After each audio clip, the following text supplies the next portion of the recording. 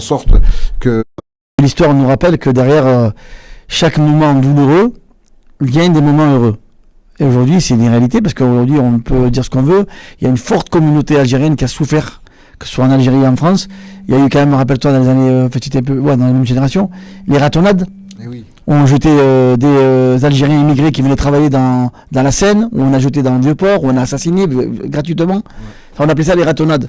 Aujourd'hui, il y a des ratonnades qui sont institutionnelles. On va pas se mentir. Il y a le racisme ethnique envers une communauté, il existe. Quand tu vois que les partis politiques font des cabales contre, par exemple, Retailleau, il a eu, en tant que ministre de l'Intérieur, c'est quoi son bilan? À part avoir parlé de l'Algérie matin, midi et soir. On lui a même parlé de Boualem Sansal. Oui, oui. Qui lui-même a trahi sa propre origine, sa propre nation. Donc à un moment donné, on ne peut pas aujourd'hui travailler avec des gens qui trahissent son histoire. L'histoire nous rappelle que derrière, nos enfants doivent inculquer l'histoire de nos parents, de nos grands-parents. Ils ont le droit de savoir. Et moi, je suis quelqu'un qui milite pour que justement, parmi les élus de la République ou du ministère, puissent mettre dans le manuel scolaire l'histoire de l'Algérie. On doit en parler. Mais bien sûr, bien sûr. La dépendance, on doit en parler.